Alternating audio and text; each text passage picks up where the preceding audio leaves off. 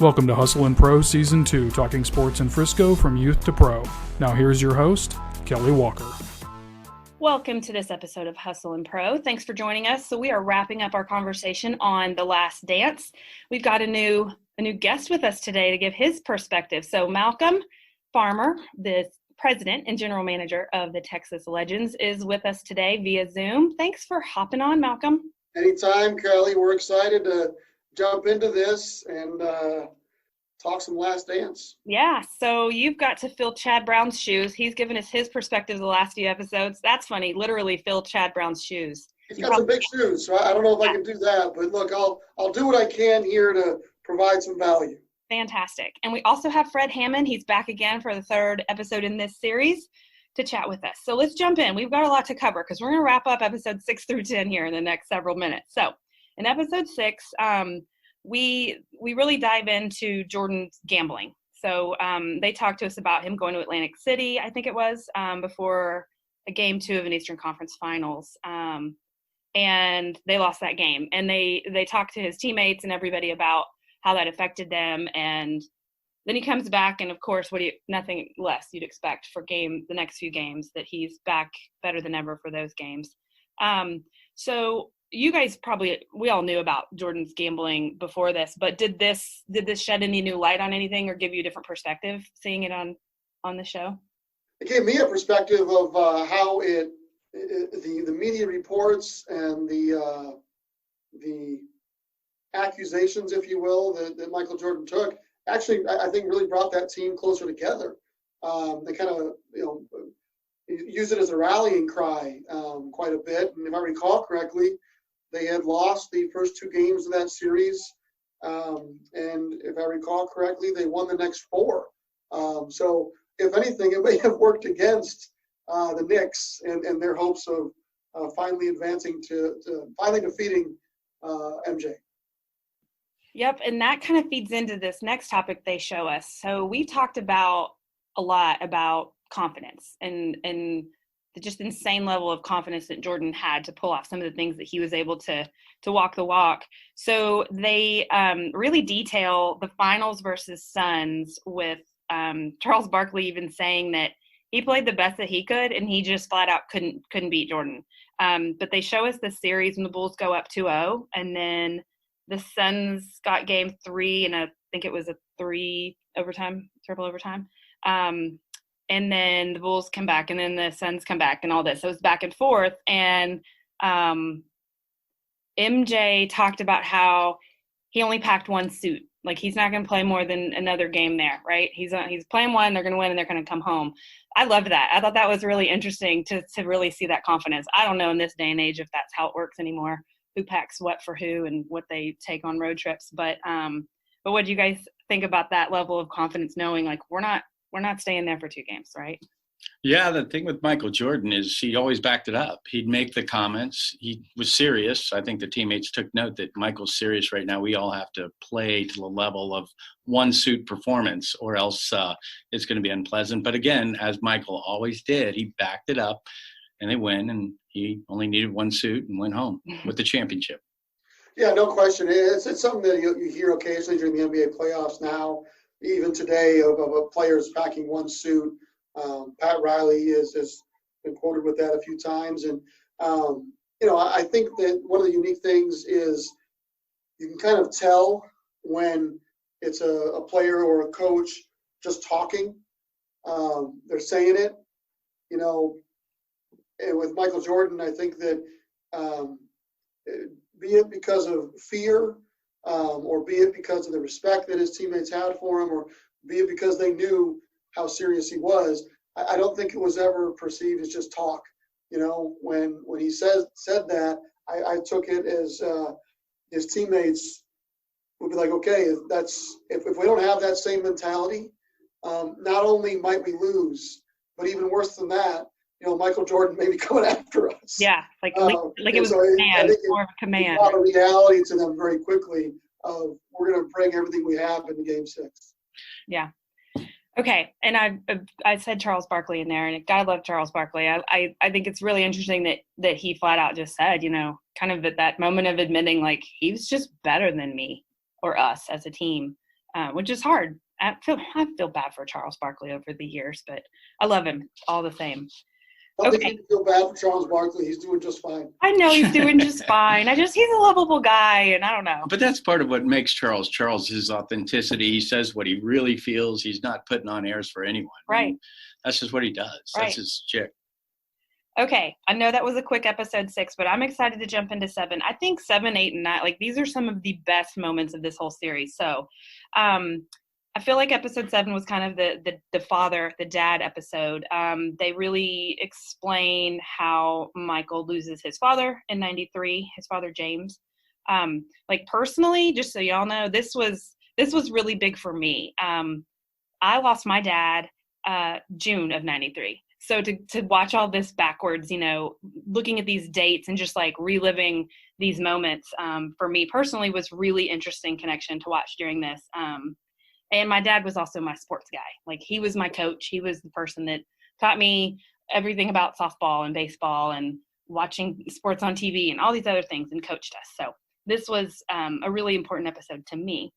We see a lot of tearful moments from coaches and teammates about his dad, being at every game and bringing kids down to meet Michael from the nosebleeds and really cool moments like that. So I'm curious, in your opinions, how much credit should we give James for shaping the player that Michael turned out to be? I think any father, any parent, mother or father, can never get enough credit for the work they've done. And that's irrespective of Michael Jordan and James Jordan. I think that any parent, the sacrifices that they make are unbeknownst to a child or a young man. I don't think that. I think it'd be impossible to give James Jordan too much credit. Right. To overstate the importance of what. Right. Yeah. Just to jump in on what you were saying there about your own parents there, Kelly. I think that, and the Charles Barkley, Fred's comment about his authenticity. I think that Michael Jordan, at times came across as very corporate, right? There was an image. And that image transcended all boundaries. But I felt like watching this in hindsight, and knowing that he had failed in 95 to come back and win, to watch in 96, it made him more authentic. It made him more real. To be watching this and see what he went through in terms of his father's passing, winning the championship on Father's Day, and to see his response to having lost the previous year. Mm-hmm. I thought that it gave him a level of authenticity that Michael Jordan didn't always have because of the image that he constantly upheld. Right. Yeah, there was a moment when they talk about, I think it was Michael's telling this story, could have been the mom, about him getting in, maybe starting to go down the wrong path as a teenager. And his dad basically sat him down and gave him an ultimatum. This is, he said, you can do mischievous stuff or you can do sports. You choose. And so that's what Michael, I think, said. That was it. That's what I needed to hear to make my decision. And then it was never looking back after that. Yeah, and I mean, that's what dads do, is they guide their sons and cheer them on, but discipline them when they need to. And that was a tipping point for him. If that wouldn't have been present, who knows if we even know who Michael Jordan was or is.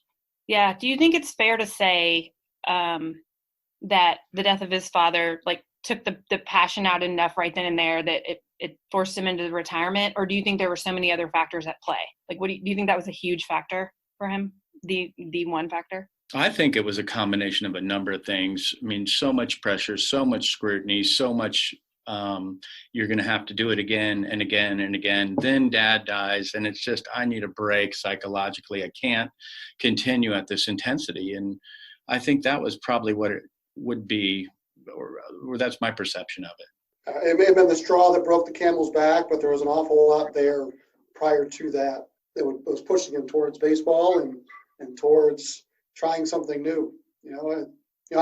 Dick Bennett is a longtime college basketball coach. He made a speech once, and he basically said that everyone's got a fire inside of them. They've all got a passion and a fire, and when you open up that furnace door, what happens is your fire goes out to everybody else. And that's good because everyone can take from that and have that passion, but it lessens the fire in you. And so I feel like the door had been open to the furnace in Michael Jordan for too long, and he didn't have the same fire left, and he had to go somewhere to rekindle that. Yeah, the same level of fire. Yeah. Okay, so then baseball, which is I love this part of the story, even though a lot of kind of haters now look back and like joke, right? But so he hadn't played organized baseball in 14 years and goes out and gets to a level that some people can never even get to when baseball is their single focus sport their whole life. So it really wasn't a bad effort at all. And I wanted to note that Terry Francona even said that he would have made his way to the majors. It was just a matter of time. So it was just the clock that really stopped his trajectory in baseball. How do you guys look at his stint in baseball? I think it's remarkable to go from NBA basketball player not playing baseball for 14 years in one of the hardest sports of all time to hit a fastball, curveball, all these different things, not to mention the fielding part. To make that transition just shows what an incredible athlete he was or is. I think it just shows his work ethic, and a lot of people can display that work ethic on the way up, and they lose it some once they've arrived, so to speak. And Michael Jordan had that work ethic at the beginning, and then he was willing to start all over again and embrace it all the same. All right, let's move on to episode 8, unless there's something else you guys know you want to hit on in 7. There are actually a few other things that happen in 7, but we're going to circle back to them because they kind of tie in everything here in a second.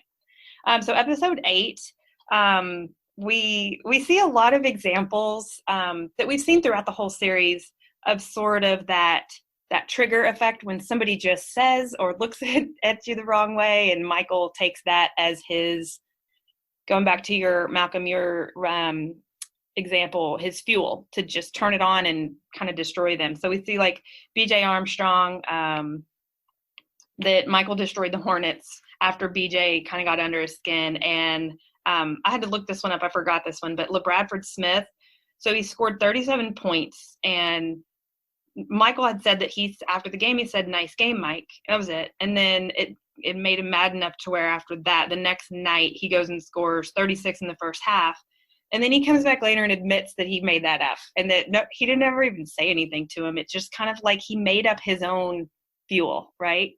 We saw it with Gary Payton when he says that he got to Jordan in the 96 finals. And then I love when Jordan gets to see those on the iPad or whatever they were handing him on The Last Dance and him getting to react to it. Did you guys love seeing those reactions as much as I did? Absolutely. Yeah. That's part of the whole thing.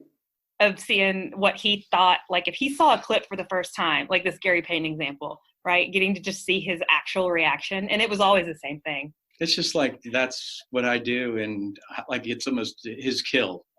Look at that kill I made. And look at that kill I made. And just a guy that was obsessed with destroying and winning at all cost. Yeah. And they also talked about George Karl, the Sonics coach, walking past him at dinner, and how Michael was like so offended that he didn't say anything. And now it's like, I don't know, who knows what really happened, because he's, admitted that he makes some of this stuff up. But Malcolm, I'm curious from your perspective, like, I mean, is that real stuff that really, like, there's that much drama, a glance at dinner or a single word or comment that to these players from a coach or somebody in the front office that can really set somebody off that bad? Certain individuals, the answer is undoubtedly yes. Certain individuals will look for every single edge possible, even the ones that they make up themselves. And yes, it can drive a player. It can drive anybody in any number of careers. It can drive them to new heights. So yeah, the answer is yes. Okay, so there's some controversy in something we hear Steve Kerr say in this episode. He said that the 95-96 Bulls was the best team that he's ever been a part of. So the Twitterverse kind of went crazy after seeing this, because it's like, what about the Warriors? And does he mean as a player? Does he mean as a coach and all this? So do you guys have any thoughts on that comment from Steve Kerr? Well, it's interesting. Steve coached the team that beat him in terms of victory. So, I mean, he has a firsthand perspective of both sides of it. But when you think of that Bulls team, it had it all. It had role players that came off the bench and did exactly what they needed to do. It had the greatest basketball player in the world.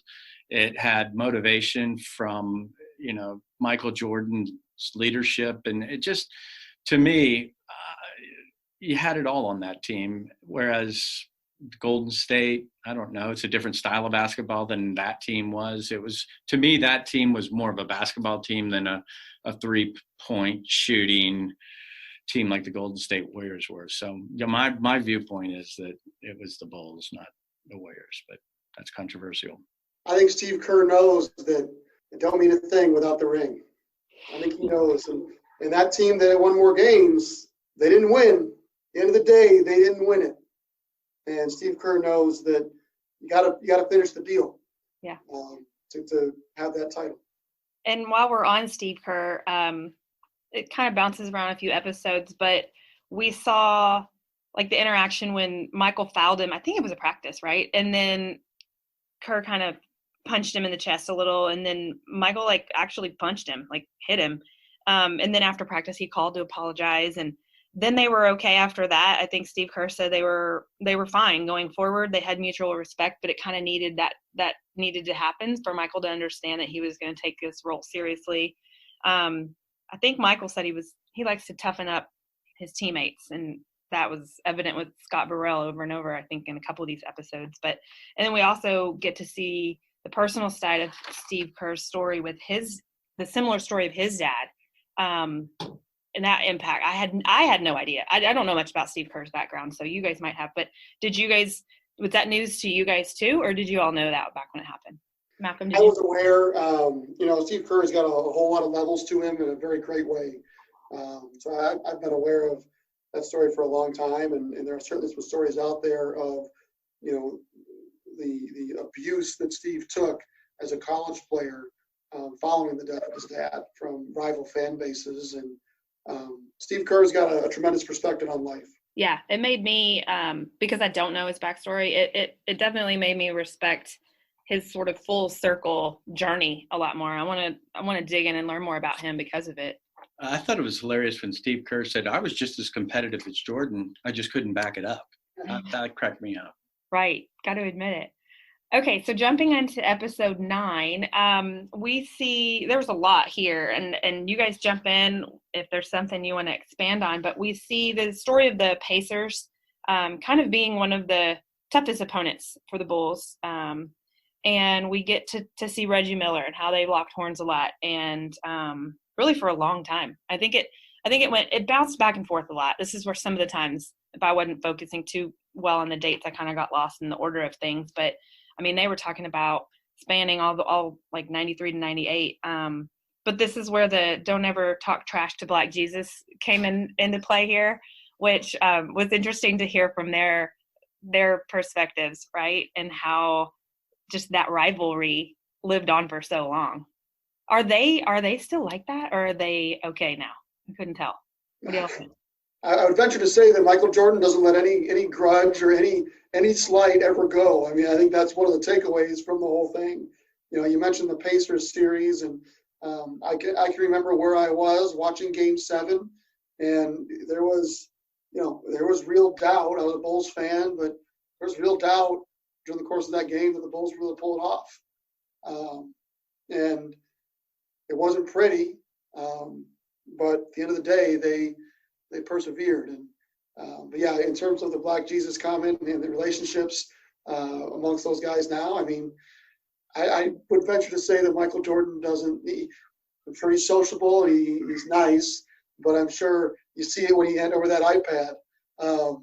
He doesn't let any of it go. So. Yeah, I don't think these are all his besties now by any means. Like the Karl Malone was in this episode too. And I've seen clips since this aired, right, of Karl Malone's opinions on some of the things that he saw. But did you want to say anything about Karl Malone or Reggie Miller? No, I was just going to say, I think Reggie Miller was one player that truly didn't fear Michael Jordan. He was a gunner. He could miss 10 shots in a row, still take the 11th and still think he's going to make it. and talk trash with Jordan afterwards. He was that one guy that was just truly fearless as a basketball player. All right, Malcolm, was it as weird for you to watch as it was for me to understand and buy that pizza delivery story in the hotel? Like, why is a trainer going, oh, it's midnight or whatever, you're hungry, how about a pizza? And how weird is that? It's certainly different. It'd be very different in today's, NBA where health and nutrition is a constant focus. And certainly it was then as well. But it was different. And you see it as Michael Jordan is puffing away on a cigar and a lot of different shots. There's different things that, have become more, players become more aware of. And it doesn't surprise me that they ordered pizza. Having heard a lot of the other stories about that flu game, what you choose to believe at this point is a little bit irrelevant. I think that anybody who watched that game can absolutely tell that Michael Jordan is nowhere near 100%. And just there's a refusal there to leave the game in the fourth quarter. There's a refusal to give in. There's a refusal to accept that they're going to lose. And that's what allowed the Bulls to do what they did for, 6 out of 8 years. Pizza delivery come forward and said they did not do anything to Michael's or to that pizza, and there were not 5 of them delivering the pizza, and that story has been retold incorrectly. I don't know. I just thought it was a funny little thing they added in there. I thought, well, what is happening? I meant to say this when we were talking about Steve Kerr a little bit, because we did see that funny moment just before we jump off of episode 9 when Jordan says, I think it was a Utah game, he knows they're going to be double teaming me and says, I think he on the sidelines during a timeout, be ready. And was that when Steve Kerr was like, I'll be ready. Mm-hmm. Yeah. I thought that was funny. But there's very few times in this whole thing that they called out this whole, we're going to give the ball to someone else, moment. So, okay, let's fast forward to episode 10, unless y'all have anything else you want to jump into with Reggie Miller or Karl Malone, anything else on that. Okay, so episode 10 is the last hour, 10th hour of The Last Dance. And this one, I don't know if it's really titled One Match, but that's kind of what people were referring it to, because Jordan says, all you need is one little match to start that whole fire. And so, Malcolm, I know you have the fire reference here. It aligns with all that. But the symbolism, I personally thought the symbolism to finish this series off was really incredible. How they tied this all together, and especially with Phil Jackson, what he did. So I want to talk about that. But I want y'all's input on, so in the 98 finals versus the Jazz, you see Jordan explain about kind of control or things that are out of his control. We all know he had control and was obsessive about controlling what he could in the game. But then he also talks about, why would I think about missing a shot that I haven't even taken yet? So how does not worrying about things out of your control really factor in here to someone with this much greatness? I think that it is all about who Michael Jordan is. It sums it up, and it's a unique gift to be able to focus 100% of your being, of your thoughts, of your heart on the positive outcome that's about to occur versus having that doubt, and Steve Kerr, I'm sure he is as competitive as ever, but there's no question in my mind that when Michael Jordan turned to him during that timeout that you referenced, he says, I'll be ready. I think that as much I'm going to be ready. What else am I supposed to say here? It's a very rare athlete that has the ability to never even consider the negative possibility. And I think that's what gave Michael Jordan such a leg up on a ton of all of his peers. I think that's a huge component of it. Yeah, and I think that's hard. That's easier said than done. I think a lot of us worry about things that are out of our control all the time. And what do people think about? And I think nowadays, what will people react? How people react to different things is different than it was then, because your audience is different now, especially for players and what they say and do and wear and everything. You know what, though? I think it's easy to be a serial optimist when you're gifted like he is. He can do everything. Steve Kerr couldn't. So, I mean, you could kind of think positively, but if you don't have the game, the complete ability to take over and dominate something, it's probably not as easy to think. It's like knowledge breeds confidence. The guy knew how to win. The guy knew everything. He had all the skills. So I don't want to discount the fact that he was optimistic, but he had the skills to be optimistic. Yeah, the confident goes. I could be optimistic and try to get a tryout from Malcolm. I don't think it's happening. Right. It doesn't go all. It doesn't do it all. So we also see some more wheels off Rodman in this episode when he goes and does his wrestling stint, which is funny and crazy.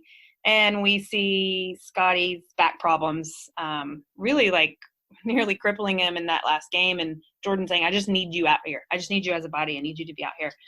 So there were some cool full circle moments when they go through that amazing last 30 seconds of Jordan having the ball. And he said he knew Phil wasn't going to call a timeout. So he dribbled the ball down. And one of my favorite moments in this whole series was when they cut to Rodman and he's like, he's not going to pass, right? And then Pippen says, just get the hell out of his way. Like, that's their role at that time. They know it. Everybody on the court knows what's happening. And it was just cool. Like, that was a give you chills moment. And then they go into the that shot with, I don't know, I think 5 seconds left where his famous makes the shot to go up. But man, did you guys love that as much as I did, seeing that part? It's a perfect ending to his career. I mean, that was the last memory of Michael Jordan. And that's exactly how, we'll always think of him. Game winner at the buzzer, or not at the buzzer. But. Yeah, it gives me chills to this day. And, one thing that I think people lose sight of is that final game, the score was in the 80s. And you sometimes there's players that are compared to Michael Jordan frequently. And nowadays those games are scored in 120, the usage rate, Michael Jordan was shooting the ball an insane number of times compared to the total number of shots the team took. The burden on him was frankly greater than a lot of other players out there because, the value of each shot when you only have fewer possessions and the pace of the game is so much slower. To me, it really drives home how great he was as a player. Literally the last 3 plays of that deciding Game 6, he made all 3 plays. He scored the driving layup on Russell and then got the steal from Malone and made the pull-up jumper to win it. Did he push off Malcolm? Of course not. I say no also. All right, Malcolm, I'm dying to hear your answer to this question because after The Last Dance wrapped, I swear for a week on the ticket, all they talked about was how it all ended. So we see Reinsdorf talking about how he offered Phil another chance to come back. And then them just talking about the what ifs and, well, everybody would have broken apart, all the contract talks. And even Jordan saying, I would have signed for another year and then I would have forced Scotty to come back for another year, all the what ifs. So how do you see that, Malcolm, as somebody who is in negotiations and sees the front office ins and outs of how the world works in basketball? How do you see how that ended? I think that from a dollars and cents perspective, they absolutely could have figured it out. But I think that it's important to remember that Phil Jackson is a free spirit. He had decided what he was going to do. And I don't think there was any dollar figure that he would have said yes.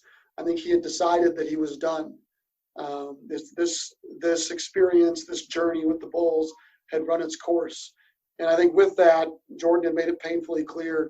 And I think Pippen in the same boat. If Phil Jackson's not the coach, we're out. And I think that decision, Phil Jackson's decision, was one that I don't think Reinsdorf or anybody had any chance of ever changing his mind. Yeah, but it also is hard to wonder what if too. I agree with you, but it's also like it's hard. I can't imagine as like for Michael himself to think that you could go back and win a 7th and not get the right chance, in the right way to do that. You're asking me, do I think they would have won?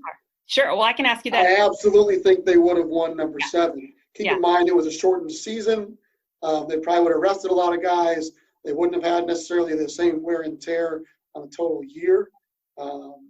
And yeah, I think they would have won had they decided to come back. Yeah. But I don't like blame personally. I don't blame Reinsdorf. I don't blame Krause. I don't blame anybody. I think that it had run its course, and Phil Jackson was the right coach for that team. There is nobody else who could have handled all those personalities, especially Rodman. Mm-hmm. And he had decided that yeah, it's time. This is over. Yeah. Yeah. Bittersweet ending. And so I thought the series wrapped up really cool with of course Phil with the coffee can, having the players write sentiments and in the arena. Like, it was so dramatic looking with the darkened arena and burning the sentiments, and kind of just how it wrapped up. I thought it was amazing. And we got to see a couple kind of raw moments, like when Michael showed some emotion, like the lack of the nice guy, he's not going to be ever said that he was the nice guy. Do you, and also he was quoted as saying, winning and leadership have a price. I pulled people up to where they didn't want to be pulled up to. So I guess to wrap up, do you guys think it was too much? Did he, or do you think he ever regrets any of his intensity in pulling and pushing that hard? Or do you think he is 100% content with how everything unfolded in his career? I think people are grateful they got to play with Michael Jordan and learn from Michael Jordan. It probably didn't feel great at the time you were doing that, but when you look back and you look at the championships and you looked at the lessons that you learned, and that, yes, winning does have a price, that it kind of probably makes sense now, but maybe not as much back then. And certainly wasn't likable, but great leaders aren't always likable. So, yeah, I think Fred said it, leadership definitely has a price, winning has a price. But no, I don't think Michael Jordan regrets any of it. This is somebody who has really marched to their own beat for a very long time. He's, in a time here with Black Lives Matter and whatnot, he is the only African-American owner amongst 150 major pro sports teams. This is a guy who has marched to a beat that is incredible. shocking. I didn't know that. I believe I'm right in that. There's if you include MLS, MLB, NBA, NFL, and the NHL, I think there's 150 teams, and he is the only African-American majority principal owner. Wow. More impact in more ways than we ever realized, right? Especially as a player, and more than just as a player. So I know, Malcolm, we're wrapping here, but I was just, because you didn't hear our conversation earlier when we talked so much about Jerry Krause, do you think he was a genius GM? I think he was a very good GM from a player evaluation standpoint, and he struggled with personal relationships. A GM's job, one of their jobs is to make sure you have a good relationship with your best player, especially with the best player in the world. And he failed in that regard. Right. That doesn't mean you can't be a great talent evaluator, and it doesn't mean you can't be a great negotiator in trades, but it does mean you failed in a very critical component. Maybe that's the key, though, Malcolm. Maybe you create enough fuel between your best player that he hates you enough to go out and win in spite of you. Maybe that's a template some people need to track. Maybe. I'm not going to get into that one, but maybe. All right. Well, any other words before we wrap up this 3-episode long discussion about these fun 10 hours of TV to watch? I appreciate y'all's time. Fred, I know, 3 times sitting in here with me. Thank you. I loved it. You're a podcaster now. Yeah, famous. And Malcolm, thanks for jumping on to wrap this one up. Absolutely. Great job as always. Love hearing your perspective. So thanks everybody for listening. Subscribe on iTunes or wherever you listen to podcasts, and join us next week for more Hustle and Pro.